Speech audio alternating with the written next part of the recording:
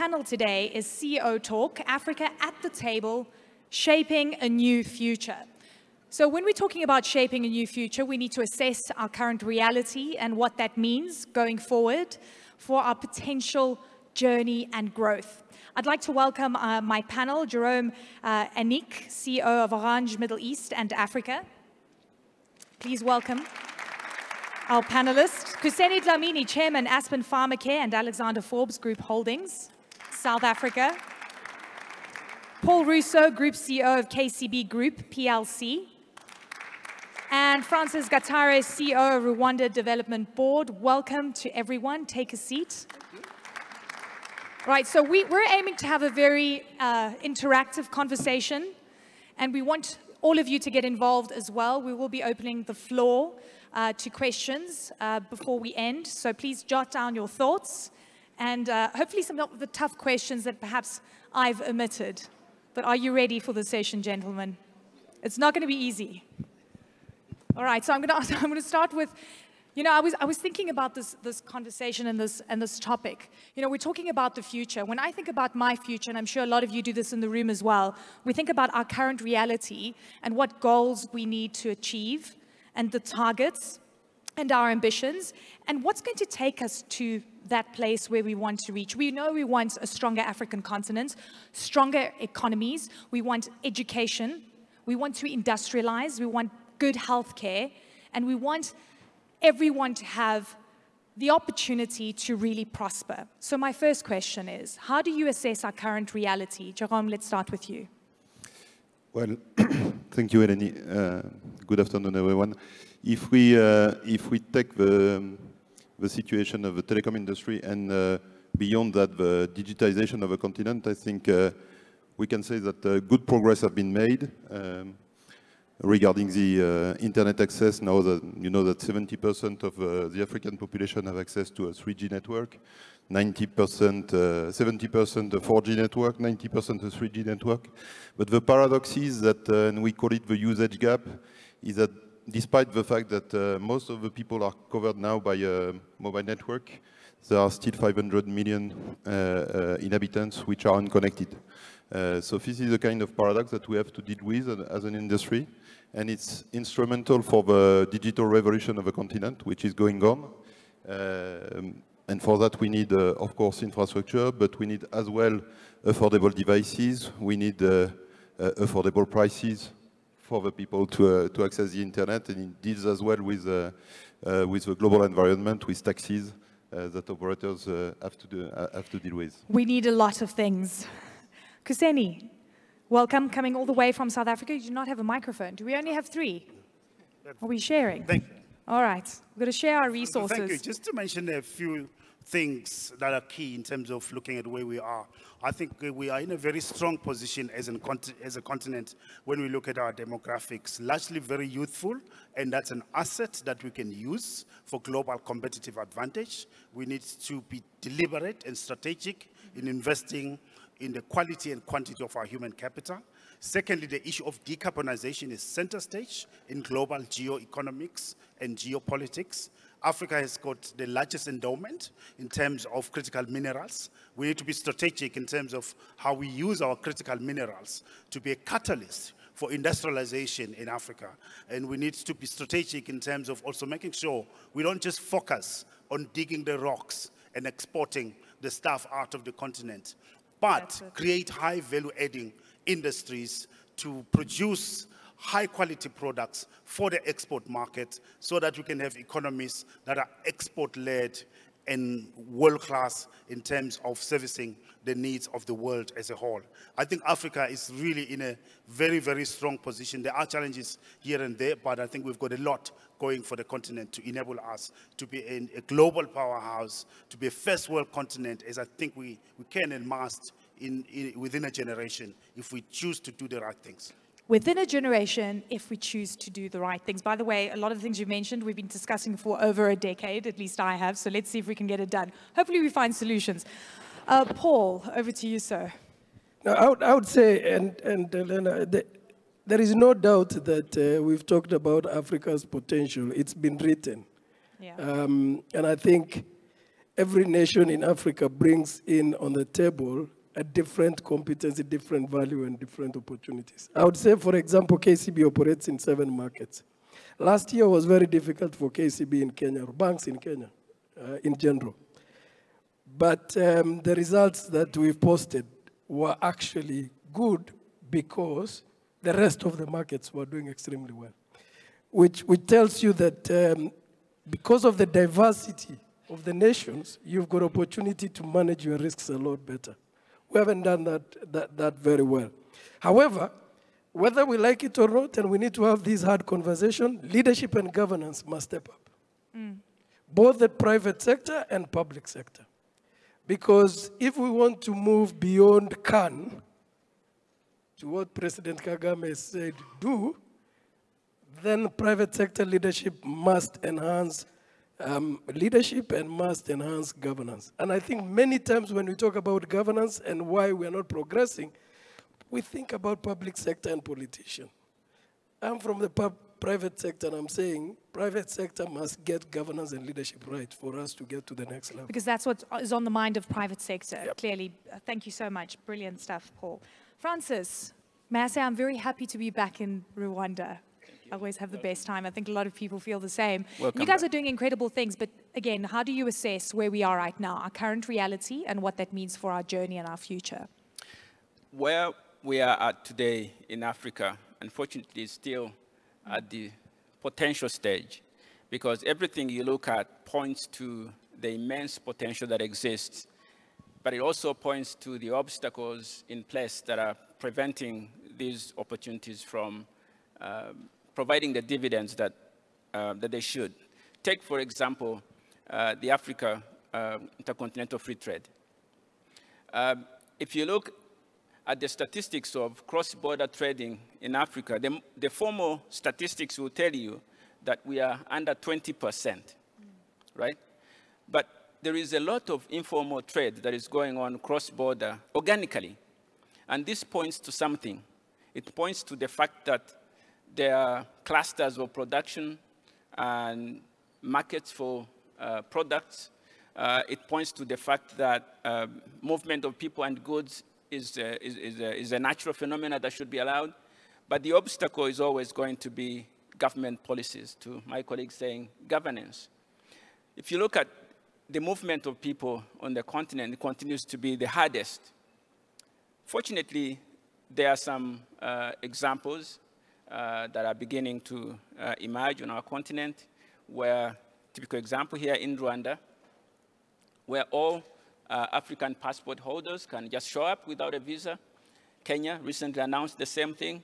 I think there is about 10 countries now in Africa that are embracing this notion of free movement of people. Now we need to move to the free movement of goods and remove the barriers, even in areas where we have regional integration, regional economic communities. Implementing the agreements sometimes is very difficult. People find reasons to make it not work than to make it work. No, it's brilliant, and I'm glad you mentioned the movement of people, and you kind of, going ahead, fast forwarding some of the topics, but I think we need to focus on this. The movement of people really hard. A couple of weeks ago, I actually went to Nigeria and I spent time with Aliko Dangote and at his refinery, and he was talking about the difficulty that he has to travel across the continent, to do business, to embark. I mean, if he can't travel, none of us can. I mean, it's really difficult. So, what is it going to take? And I know that Rwanda is really easing up. You've got a 72-hour e-visa now from a Kenyan perspective. South Africa, let's not even talk about how difficult it is for Nigerians to get a visa to come in. I mean, we've got problems in SA. Even Rwanda has issues. I know you're not government, but I'm just saying, a blanket statement. But just on the free movement of goods, can you really figure out a solution on the free movement of goods and an easy movement of goods when we are seeing trucks that are just sitting in traffic at border posts across the continent? You can't get that done without the infrastructure. Maybe the policy can help you get, goods from one border post to the next, but you need that infrastructure to make that happen. Francis? It's partly infrastructure, but it's more governance than infrastructure. Because the reason that there are bottlenecks and choke points at border points, is the notion that people are bringing in illegal things, or they are crossing the border without proper permits, or that they are criminals who are coming to do harm to some countries. And evidence shows that places which have actually opened up are not the places that are most prone to criminal acts. In fact, criminals will always find a way to cross borders. They will not be passing through the formal border points. And so I think we are getting it wrong. Infrastructure is part of the problem, but it's not the biggest problem. I think governance and harmonizing policies that govern the movement of people and goods is always going to be the key thing. Just to come in and just build on Francis' point on the issue of governance, for me, that's a low-hanging fruit, because it takes the political will and commitment by political leaders to make the right decisions and be able to come with regulations that make it efficient for ports to clear goods and people moving through. I've been in retail for over 10 years across the continent, and one of the challenges has been clearing customs. Yeah, with Massmart, right? Yeah, with Massmart, Walmart subsidiary on the continent. It's really become an issue that's a constraint to trade. Has it become easier since the African Continental Free Trade Area came into effect? I wish I would say so. No. It's not yet clear. It's not self-evident that it's become easier. But I think a forum like this has got to make the voice very loud and clear that it has to be made very easier. And the issue of infrastructure, we can't chart a new future for Africa without having an efficient and world-class infrastructure. For me, that's an excellent area of opportunity for capital to be allocated to resolve Jerome, that. you wanted to jump in? Yes, no, if I may add on that, there is physical infrastructure, of course, roads and so on for physical goods, but there are digital infrastructure as well, which are key for the development of the continent. We are talking about, of course, domestic networks, but as well international networks. Submarine cables, for instance, is still an issue for high-speed internet in the continent. We are investing a lot as a telecom industry. Orange alone has invested in more than 4 cables over the past 10 years, but we need more, and we need more to build the digital speedways of tomorrow that the continent will need. But you would be able to help with easing up on what's happening at border posts from a technology perspective. Is that correct? Yes, I think. And are you engaging?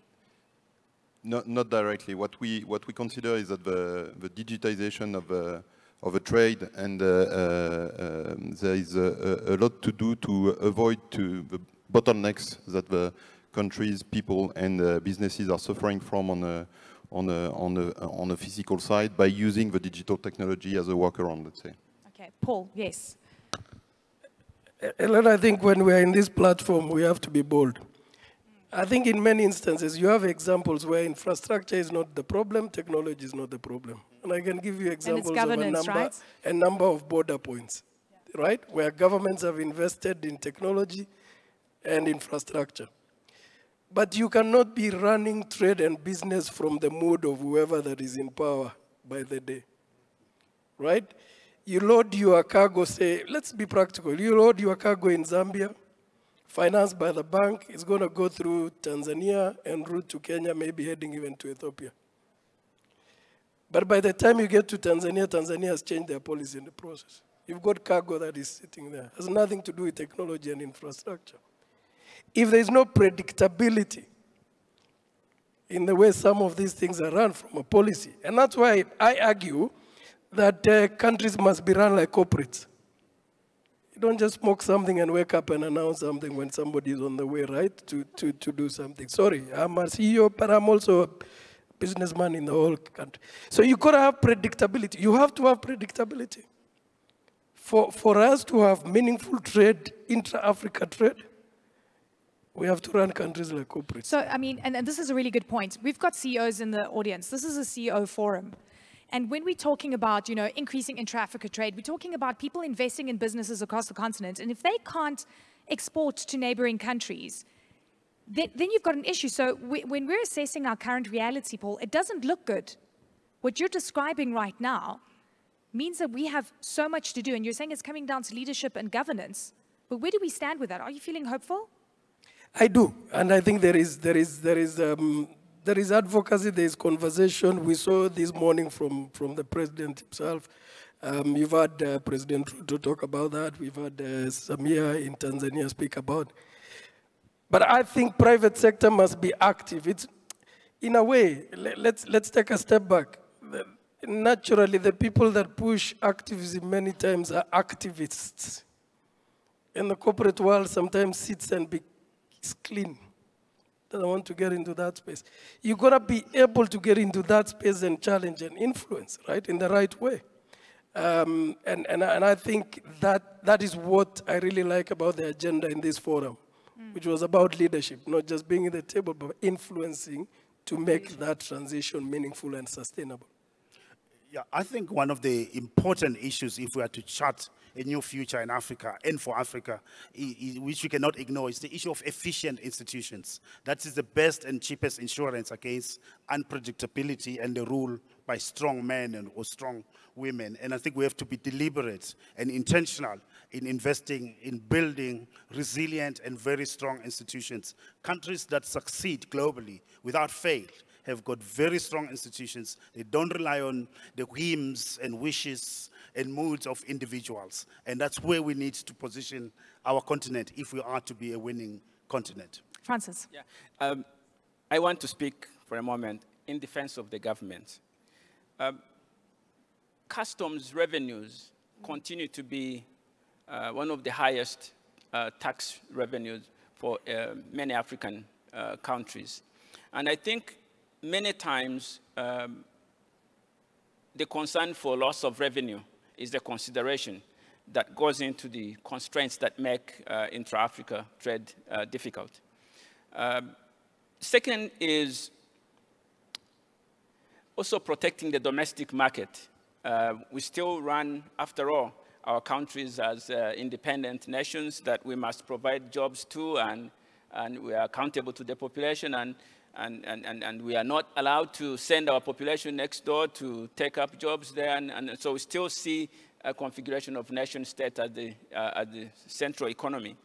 I think the advocacy will need to be broader, that embraces new forms of revenue sources for public treasury, that also provides opportunities for people to take up jobs across borders, that allows value chain operations for goods and services across regions, not just within the country, so that we can begin to see in reality that we can actually have a regional economy that is integrated. But to the extent that we still run nation states and national economies, that's where the constraints continue to be. Even when countries make a gesture unanimously, there is a cost. There is a direct cost to countries that take up leadership. Yeah, brilliant points. And I want to take a step back here, because one of the things I'm very passionate about is, of course, creating value chains on the continent. It's something I cover on my show on CNN, my show called Connecting Africa. We're trying to show how the continent should be connected. And one of the huge realizations, and of course, something that has been overshadowing potential growth on the continent, is we keep exporting our raw materials, our natural resources, and we don't have manufacturing capacity, which, by the way, could be a big silver bullet in assisting in creating jobs and just making everything a lot better. But I keep asking myself this question: does the world really want us to fully industrialize and take our value chains back and have full production processing capacity on the continent? Is there resistance? And by the way, it's so expensive to do so. It means that we need patient capital, and it means that we need to take risks ourselves to make that happen. Who wants to tackle this? Jerome, I see you smiling, nodding. No, I think it's a key question, and the industrialization of a continent is still going on, and there is still a lot to do, of course, on fixing the basics, going for a full transformation of products. And here again, I think digitization can help a lot. When I see, and you were talking about the wealth of the youth for the continent, it's 50% of over 1.4 billion inhabitants in the continent, and there are lots of entrepreneurs which are dealing with this challenge. They want to address the issue of industrialization of the continent using digital, AI as well, as part of the solution. And when I think on agriculture, for instance, the transformation can be done with the help of digital solutions. Lots of startups are using it now. Which will help us leapfrog, right? But Yes, we still yes, have to do that's the industrialization 1.0. Kuseni, you've worked with Walmart, you worked with international companies.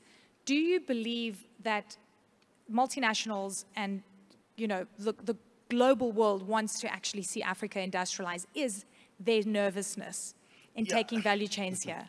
It's not a question of whether the world wants us to industrialize. We must want to. You know why I'm asking this? Because I know we want to, but if we are sabotaged on the process and path to it, that creates constraints. We need to have full control. We can't keep signing bad contracts, and we are signing bad contracts.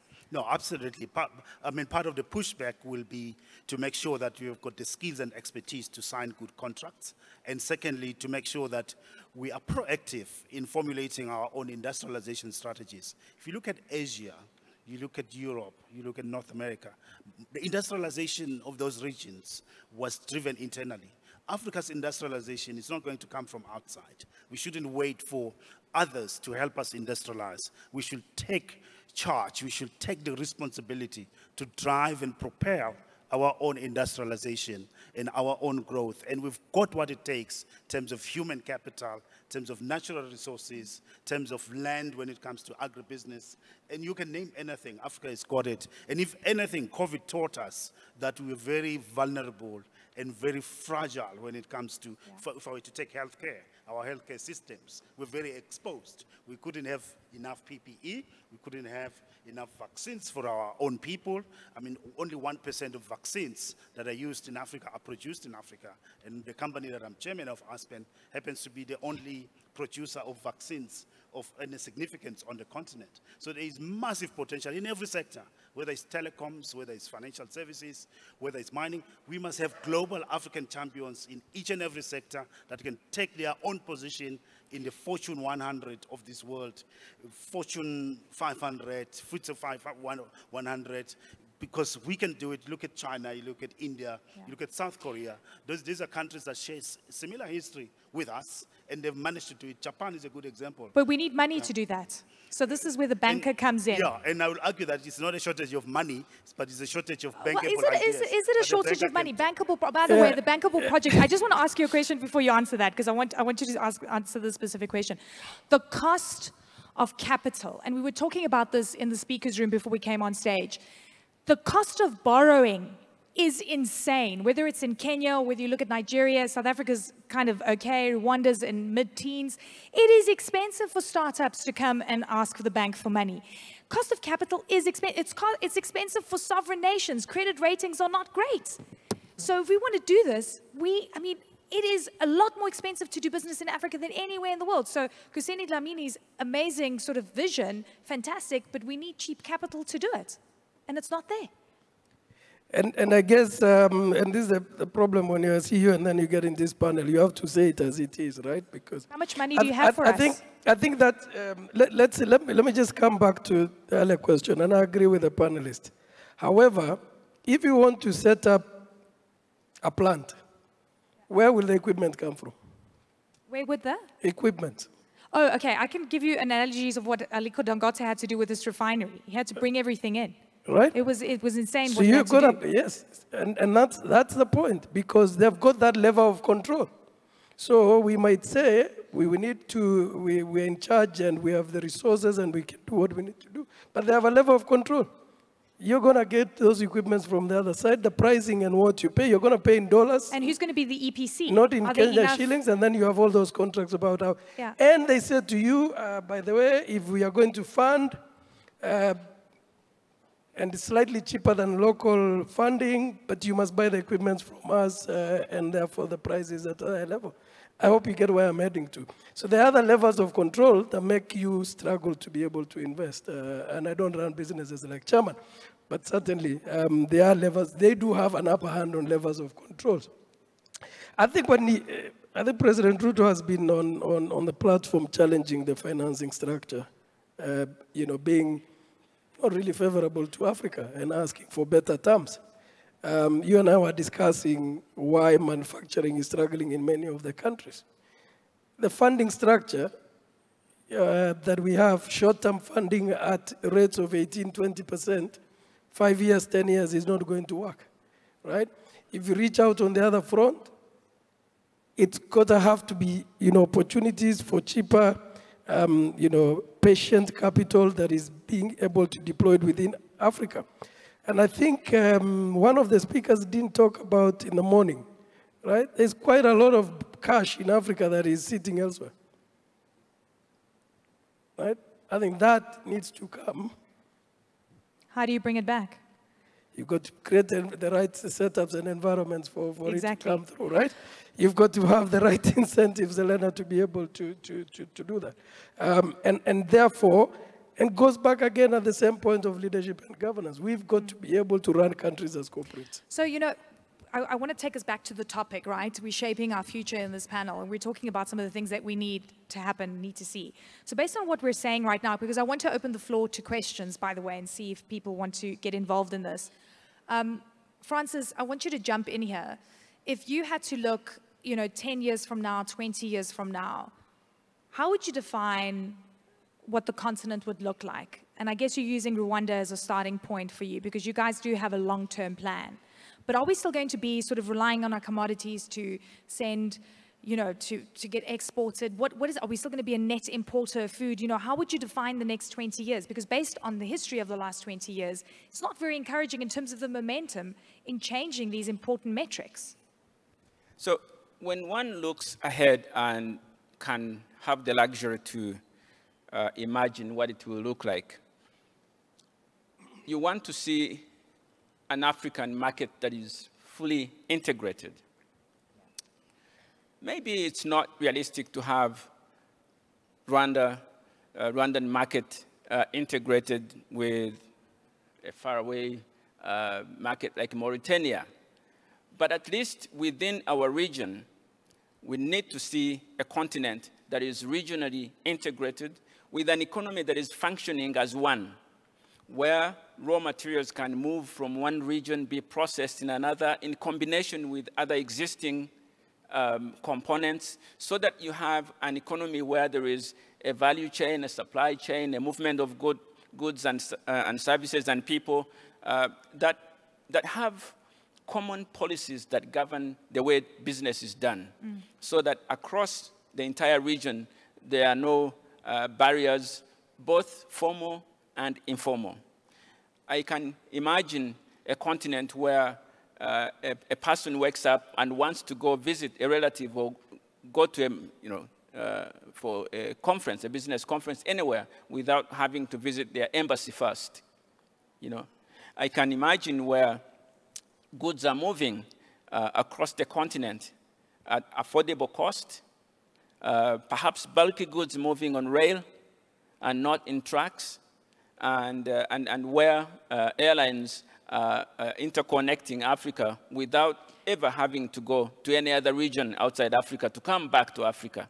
Is that the 20-year plan, vision, ambition? Actually, that's possible. That's even wild. within 10 years, this is possible. 10 years? Because we said governance, right? Because this is all political, right? It's all political. It's all political. And leaders ought to have political courage to allow this to happen. Because, yes, businesses can have leverage on leaders and you can advocate. But until leaders begin to see that this is beneficial to them and take courage to implement them, it will not happen. Okay, so I just have to say this. Earlier this week, I went to the new international airport, by the way, Francis, to see what's going on. Do you guys know that Rwanda is building a new international airport? Yes, I know. Audience? Yes, no, maybe, hands Everybody up, knows. down, nobody. Do you guys know? It is amazing. It's this vast land, earthworks going. You've got, actually, there's some runways that have been laid, and I love going at sort of the start of things because it's showing the reality. Because we are dreaming. Look, the current airport has 2 million passengers capacity per year. Yeah. We are dreaming and building an airport that has an 8 million per year capacity. And we believe, we believe that this will be a hub that is going to revolutionize what we are talking about, reconnecting Africa. Let me tell you, you know what I love doing when I go on stories like this? I take so many selfies on spots to show the earthworks, and then years later when it's done, I show that same spot. So I look forward to actually coming online. Elena, on that, Jump in, but I want the audience to answer some questions. On that airport, I think it's important to just mention that it's actually funded by local banks, and yeah. it's one of those models that Rwanda took to seek syndication of facilities from Is local Kenya and not regional feeling banks. the competition? At the end of the day, we need, when we say governance, and I like what Francis has said, you got to open this up. And we run a bank here, BPR, and I can see the chairman right in front here. We want Uganda, Rwanda, Tanzania, every country to succeed. KCB was a leading one. Now BPR was a leading mandate arranger for that facility. Great. Okay. Jerome, you've been quiet. You know what? The one thing that everybody has on the continent is some kind of mobile phone. It might be analog, you know. I mean, those last forever, right? The ones that are just the easy ones. But actually, that's the way we can connect people. And you know, Francis mentioned this: the informal sector, formalizing the formal sector, the informal sector. How we do that, and you guys might hold the key. How are you thinking about this?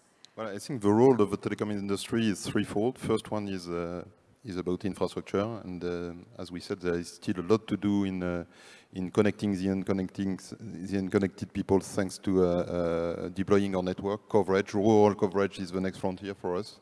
That's the first one. The second one is digital services, and what we said about the youth population of the continent is these young people are keen on using local content, local developed applications, and we are as well leveraging on that, putting new super apps on the continent, such as Maxit from Orange.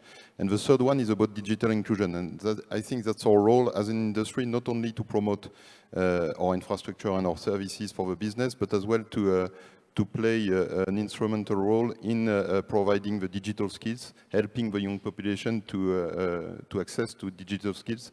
That's what we try to do, other players as well, and we have an action which is called Orange Digital Centers that we deploy in all our 18 countries of presence.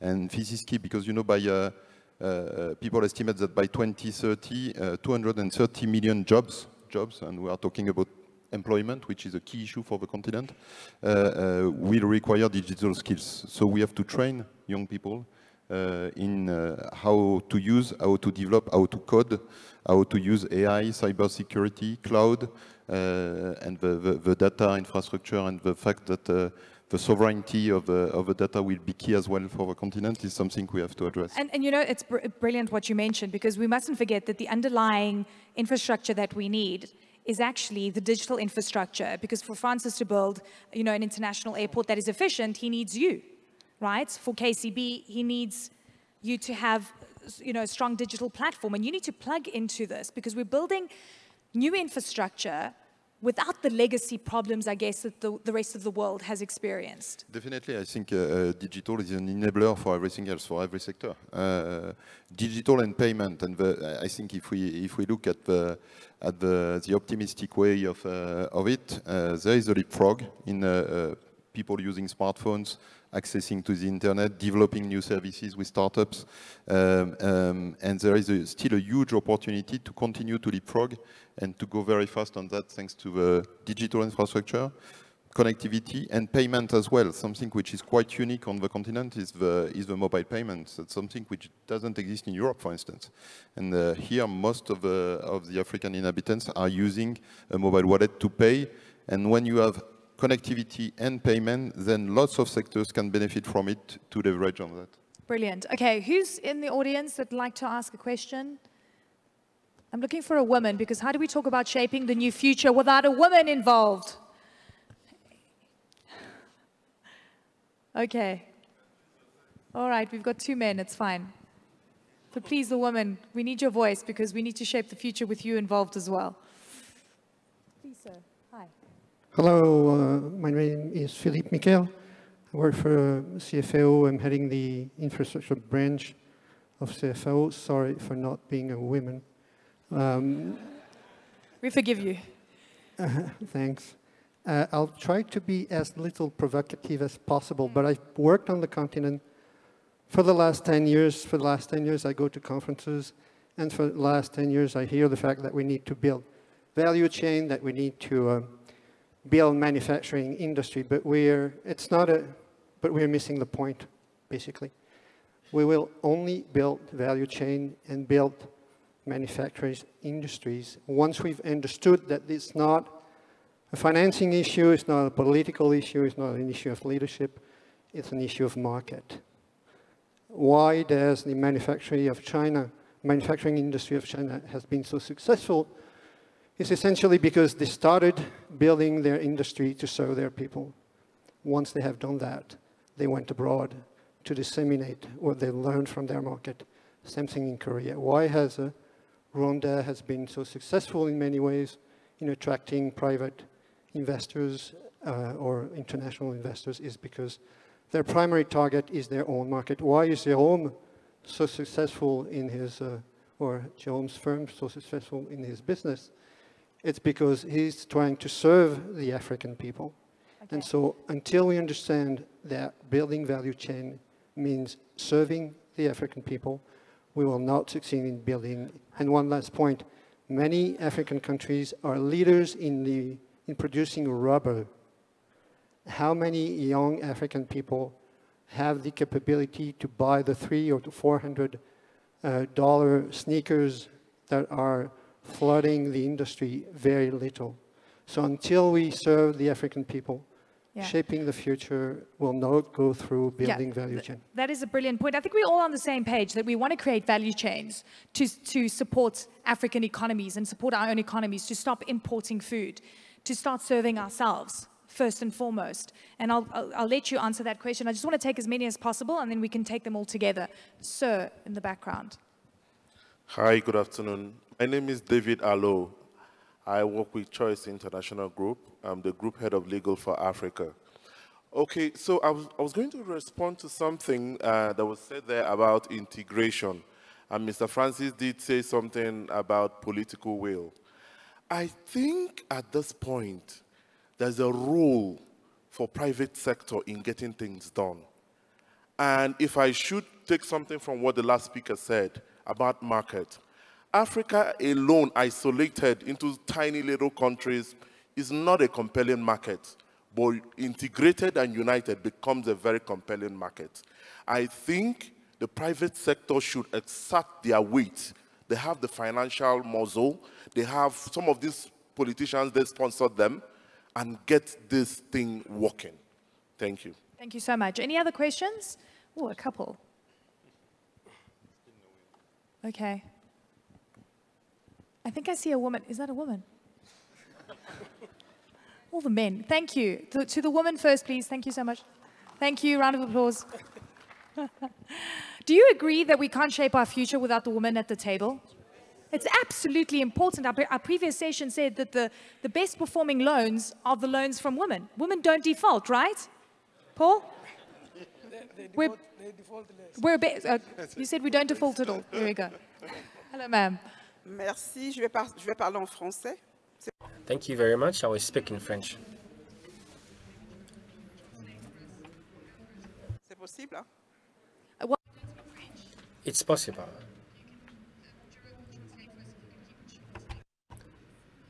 Thank you very much.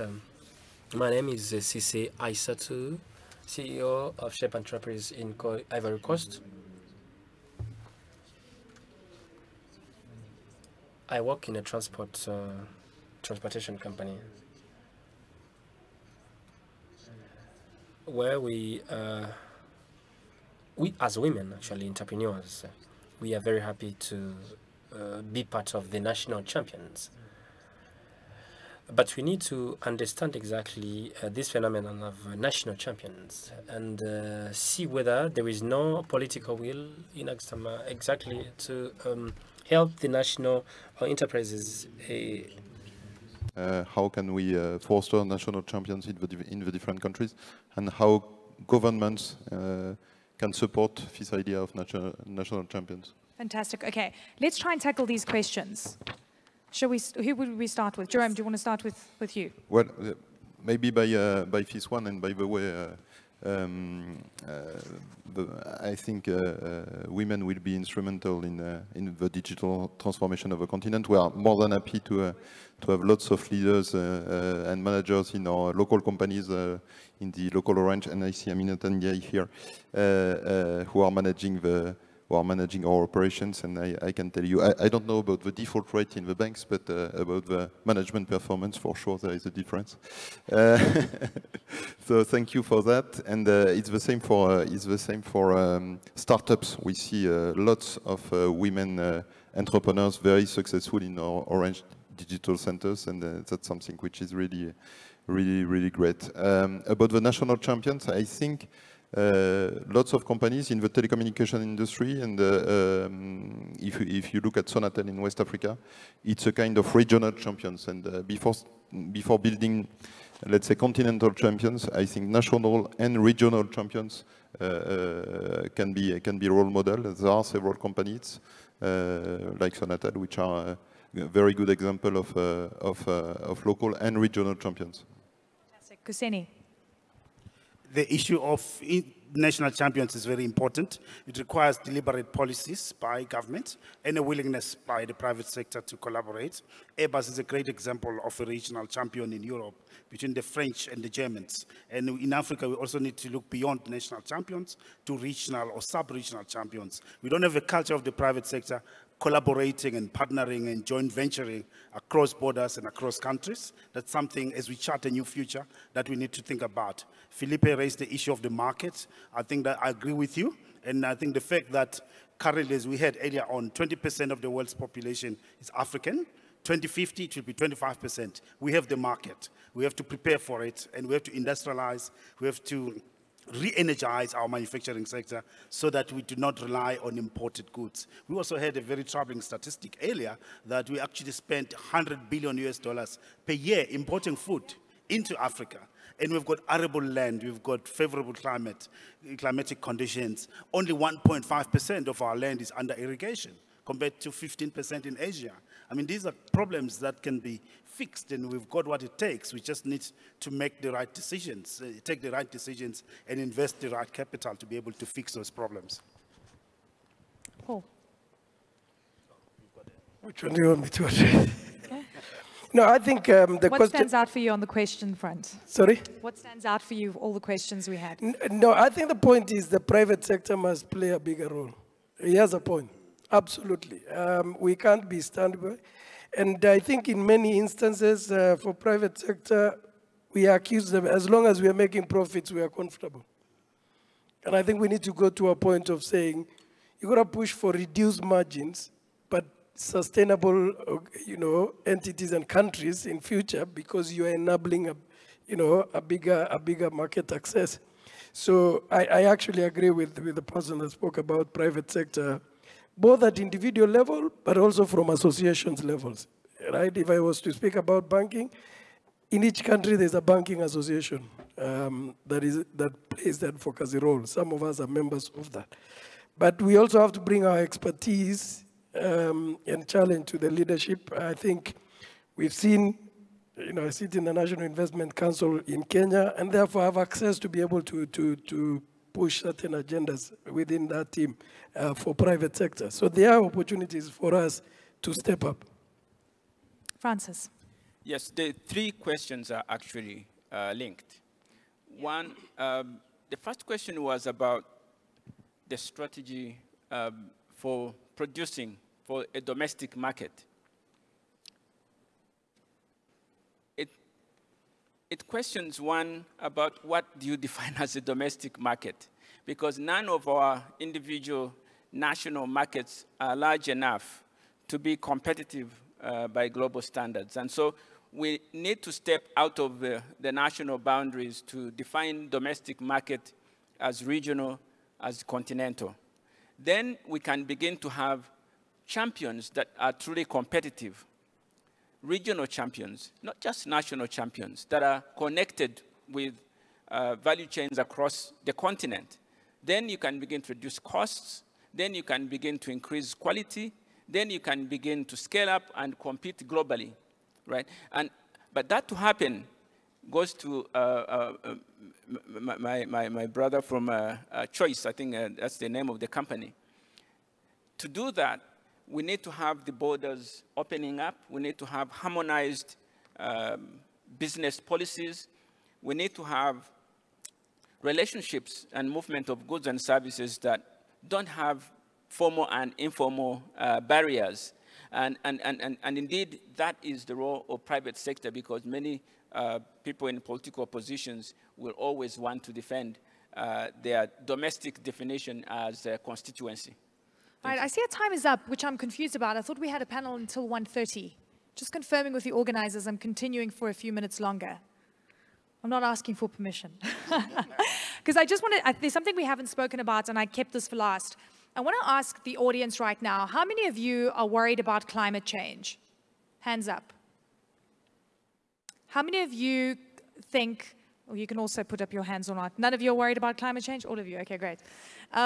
Mine too. How many of you believe that climate change is going to impact our ability to fully industrialize? Okay, great. Really interesting. And this is the thing. I think the world, there's major hypocrisy about Africa industrializing as well. Well, you can't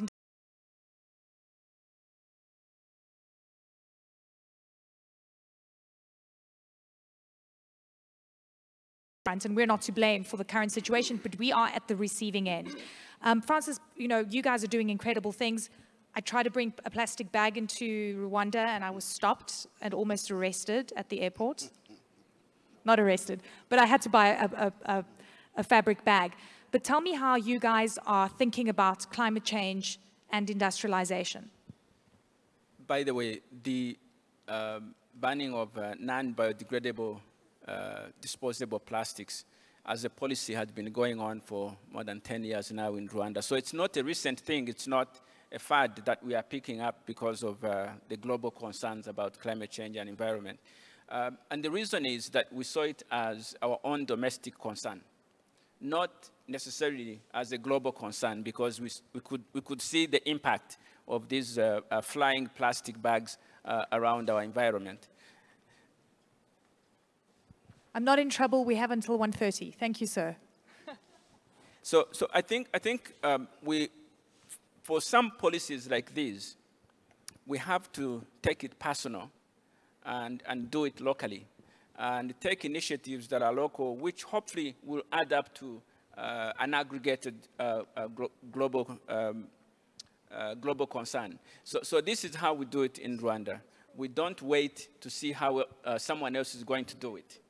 Fantastic. And then, Paul, I want you to jump in here from a financing perspective. How are you guys looking at financing companies that have a big, footprint, carbon footprint? Are you guys taking things into consideration when you're looking at the climate agenda? And is that part of what you're doing right now as a bank?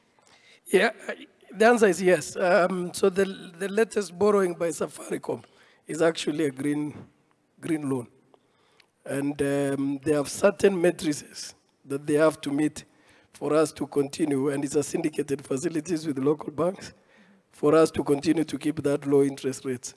So the whole facility has targets for them, for us to keep that rate. It can be structured, it has been done, and we need to be able to do that. And I'm just using the Safaricom facility as an example here. However, I think at the end of the day, Elena, as I was saying, if government is in the same streets borrowing and is trying to sweep all the liquidity from the market, it just becomes extremely difficult for you to make a choice to lend to somebody at 23%. Because that's what you're lending at right now. That's the reality today.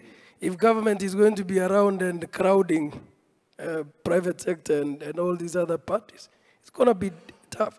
So there has to be, in a way, a real conversation about fundamentals and how government funds its own operations. I know many people don't like this. Many governments have to put in their own austerity measures on expenditures in place, self-induced, not IMF. Well, now that you mentioned the topic, it will be remiss of me to not talk about the tax regime in Kenya, and that's very unpopular. Yeah. And I wonder what kind of impact that's happening on banks right now and how you're weighing that up. because you need revenue collection. This is the reality. I mean, African countries a lot are dealing with debt, and they're trying to find new sources of revenue. Absolutely. So I really doubt if anyone challenges why you need to tax, because you need to collect revenues both for funding operations as well as pay debt. And Kenya is a highly educated and very vocal population. I think the question is how you communicate and demonstrate use of those funds. That's my personal opinion. Okay, thank you. Kuseni, I want to talk about climate change, and I want to talk about the contradiction, I think, in the phrase industrialization and the climate agenda in one sentence, right?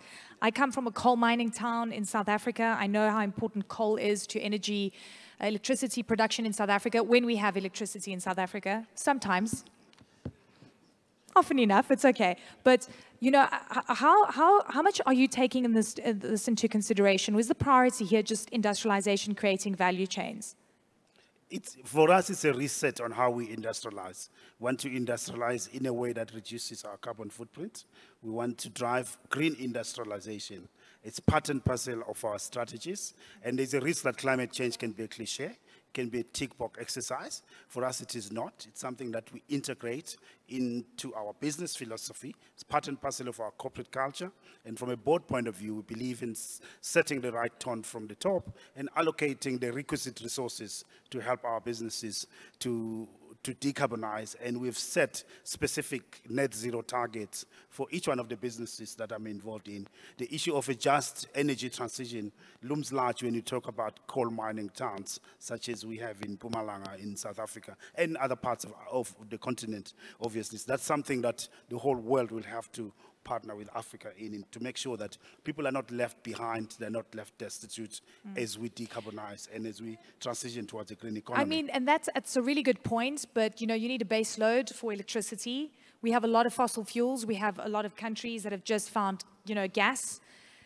I mean, it's a conundrum, right? It's like, how do you do it in the greenest possible way, but also eradicate energy poverty on the continent, which is one of the most important priorities? Jerome. Yes, sure. I think that's something we address very seriously, both on the climate change, and Orange took a strong commitment of being net zero carbon by 2040. And for that, what we have to do in Africa is to solarize, to use the most affordable and popular energy, which is the sun, that is very abundant. What are you using for your operation? So we do we solarize every way we can. When we can build a solar plant, we do. When we cannot, we solarize directly the antennas, the mobile sites. We solarize the data centers on the rooftops. So solar energy is a very affordable and the energy we can use on an easy way. The key issue for that is the regulation.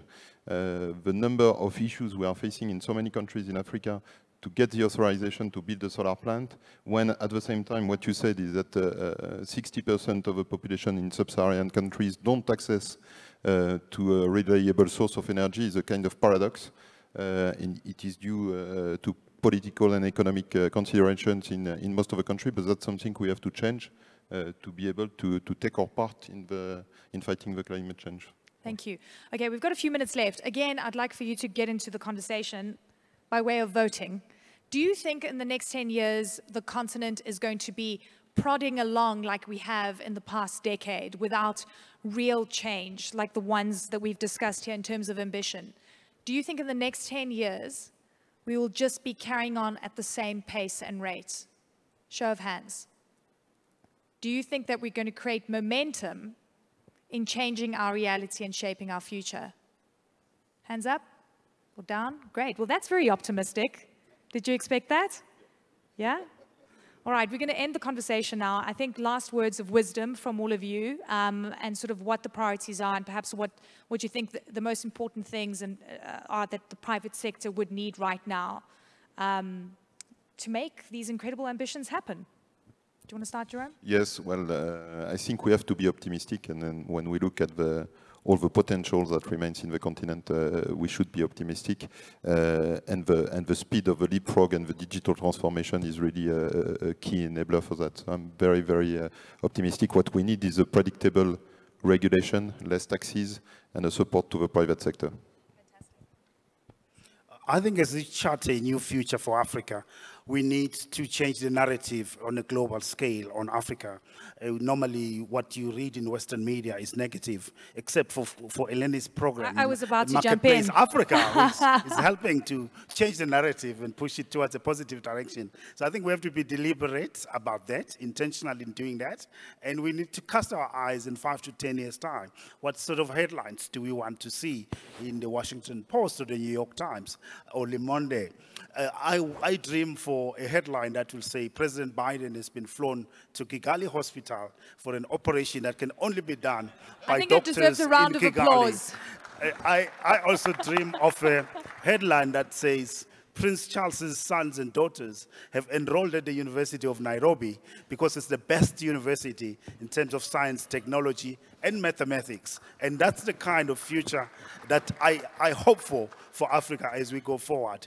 And also, lastly, we cannot overemphasize the importance of talent. I think talent is the fuel for any globally competitive company and globally competitive country. We need to invest hugely and massively in our young people so that they have got the skills and the knowledge and the expertise to be part of the digitalizing economy, to be part of the global knowledge economy, to be producers of knowledge, not consumers of knowledge. And we need to make sure we are not spectators in the industrial revolutions of our time.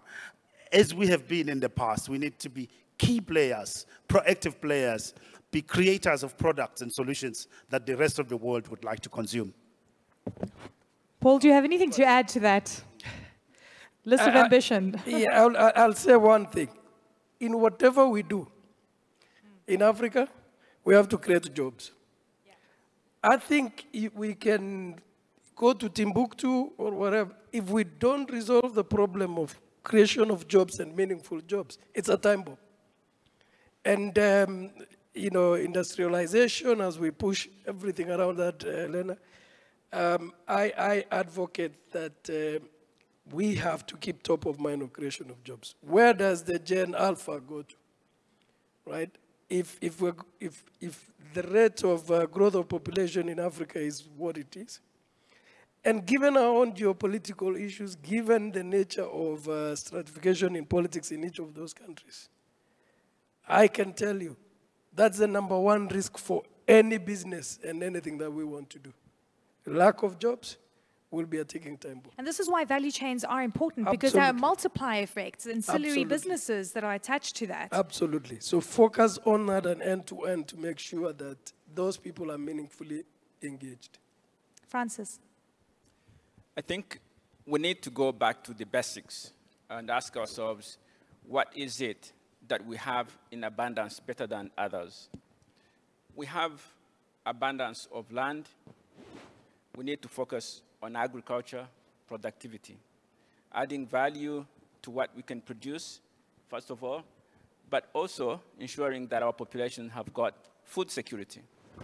We've got abundance of natural resources, which are essential today in the energy transition.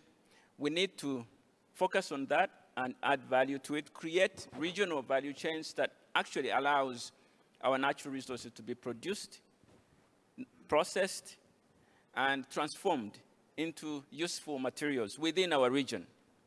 We need to focus on our youth and give them the kind of capacities, education, technology, mentorship, so that they can actually contribute to transforming these resources they have been endowed with. We cannot assume to jump to the 4th industrial revolution and the technologies of the 4th industrial revolution without noticing that we have missed out on the previous 3 industrial revolutions, that we still have legacy opportunities that are not yet fully utilized. That's the basics we need to step back towards, and not just dream about an imaginary future. Thank you. Brilliant. This is such a brilliant point. You know, what I try and do constantly is really advocate that the perceptions of risk towards the continent are unwarranted, and they vastly are. You know, people want bankable projects, but they want double-digit returns. They have high expectations of what, you know, they want when it comes to doing business on the continent, but they just want to take and make money. And I think that the power is in the private sector hands. It's in your hands. It's in the leadership hands to start dictating the rules of engagement. And I cannot stress that enough. I can do my job and ask the questions and try and be a voice of positivity, but it was so illuminating sitting with all of you here and the optimism, not only on the stage, but also in the room about our future. And I thank you from the bottom of my heart. Thank you to all of you, Francis Katare, Paul Russo, Kuseni Dlamini, as well as Jerome Enik. Thank you, sir. Thank you. Round of applause. Thank you.